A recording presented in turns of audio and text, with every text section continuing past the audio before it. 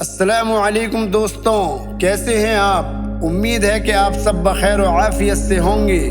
اللہ تعالی ہم سب کو دنیا و آخرت میں کامیابی دے اور ہم سب کو ہمیشہ خوش رکھے۔ میرے دوستوں، آج میں آپ کو ایک ایسی کہانی سنانے جا رہا ہوں جس میں سخاوت اور خودداری دونوں کا نمونہ دیکھنے کو ملے گا۔ آپ سب لوگ ملاحظہ فرمائیے۔ بہت زمانے پہلے کی بات ہے، حاتم طائی نام کا ایک سخی آدمی یمن میں رہا کرتا تھا۔ اس کی سخاوت کے چرچے ہر عام و خاص میں تھے۔ حضور صلی اللہ علیہ وسلم کے دور میں کچھ قیدی لائے گئے۔ آپ صلی اللہ علیہ وسلم کو معلوم ہوا کہ ایک قیدی خاتون حاتم طائی قبیلے کی ہے، تو آپ نے اسے آزاد کرنے کا حکم دے دیا۔ وہ عورت اپنی رہائی پر خوش تو ہوئی، لیکن اس نے کہا کہ میرے ساتھ میرے اور بھی عزیز قیدی ہیں، ان کو بھی رہا کیا جائے، تب میں رہا ہونا پسند کروں گی۔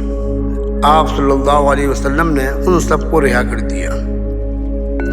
حاتم طائی کے اپنے دور میں سخاوت کے ہر جگہ چرچے ہوا کرتے تھے۔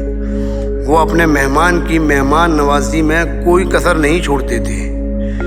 اسی طرح ان کے چرچے روم کے بادشاہ کے دربار میں ہوئے۔ تب روم کے بادشاہ نے کہا، ہم بھی دیکھتے ہیں کہ حاتم طائی کتنے سخی ہیں۔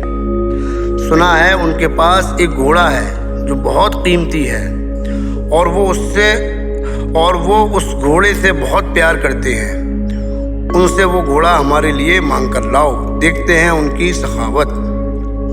روم کے بادشاہ کے آدمی رات کے وقت حاتم طائی کے گھر پہنچے۔ حاتم طائی نے ان کا خیر مقدم کیا اور ان کو اپنے یہاں ٹھہرایا۔ اس وقت رات کا وقت تھا، بارش اور طوفان کی حالت تھی۔ اب حاتم طائی اپنے مہمان کے کھانا کھلانے کی فکر کرنے لگا۔ رات کے وقت اس طوفان میں وہ کہیں سے بھی اپنے مہمانوں کے لیے کچھ بھی کھانے کا سامان لانے سے قاصر تھا۔ حاتم طائی نے اپنے مہمانوں کے لیے اپنے جان سے عزیز گھوڑے کو ذبح کر دیا اور ان کو رات کا کھانا کھلایا۔ صبح اٹھ کر مہمانوں نے کہا کہ ہمیں تمہارے پاس ہمارے بادشاہ نے اس گھوڑے کو لینے کے لیے بھیجا ہے جو تمہیں بہت عزیز ہے۔ حاتم طائی سن کر غمگین ہو کر ہاتھ ملنے لگا اور کہنے لگے کہ یہ بات آپ لوگ مجھے آتے ہی بتا دیتے، کیونکہ رات کے وقت آپ لوگوں کے کھانے کے لیے کچھ بھی نہیں تھا، اس لیے میں نے آپ کے لیے اپنا پیارا گھوڑا ذبح کر دیا، جس کا بھنا ہوا گوشت آپ سب لوگوں نے کھایا ہے۔ اسی طرح ایک مرتبہ اس نے عرب سرداروں کی دعوت کی۔ اس روز 40 اونٹ ذبح کیے۔ دعوت ختم ہوئی، سردار آپس میں ادھر ادھر کی باتیں کرنے لگے۔ گفتگو حاتم طائی کی سخاوت کے متعلق ہونے لگی۔ ایک سردار نے کہا، حاتم جیسا فراغ دل آج تک پیدا نہیں ہوا اور نہ ہوگا، کیوں نہ یہ سوال حاتم سے کیا جائے؟ ایک سردار نے کہا۔ چنانچہ حاتم سے پوچھا گیا کہ اس نے اپنے آپ سے زیادہ سخی اور عظیم انسان دیکھا ہے یا سنا ہے؟ حاتم کافی دیر تک سر جھکا کر سوچتا رہا اور پھر مسکرا کر بولا، بہت زیادہ مال و دولت لٹانے کا نام سخاوت نہیں۔ میرے نزدیک سخی اور عظیم انسان وہ ہے جو اپنے بڑے سے بڑے فائدے کے لیے کسی کا چھوٹے سے چھوٹا احسان بھی قبول نہ کرے۔ میں نے اپنی زندگی میں ایسا شخص دیکھا جس کا دل میرے دل سے بہت بڑا تھا۔ وہ ضرور کسی ملک کا بادشاہ ہوگا جس کے پاس بہت بڑا خزانہ ہوگا۔ سرداروں نے بیک آواز میں کہا۔ نہیں دوستوں، ایسی کوئی بات نہیں، حاتم طائی نے جواب دیا۔ وہ تو ایک لکڑہارا تھا۔ تمام سرداروں نے حیرت سے اپنے میزبان کو دیکھا تو حاتم نے کہا کہ ایک روز میں نے سارے شہر کی دعوت کی۔ مہمانوں کو کھلانے پلانے کے بعد میں جنگل کی طرف نکل گیا۔ وہاں میں نے ایک بوڑھے شخص کو دیکھا۔ اس نے اپنے سر پر لکڑیوں کا ایک بھاری گٹھر اٹھا رکھا تھا، جس کے بوجھ سے اس کی کمر جھکی جا رہی تھی۔ اس کے پھٹے پرانے کپڑے پسینے میں بھیگے ہوئے تھے۔ میں نے ترس کھا کر اس کی مدد کرنے کا فیصلہ کیا اور کہا، بابا جی میں آپ سے چند باتیں کرنا چاہتا ہوں۔ یہ کہہ کر میں نے اس کے سر سے بوجھ اتارنے کے لیے اپنے ہاتھ بڑھائے تو وہ فوراً پیچھے ہٹ گیا۔ پھر اس نے کہا،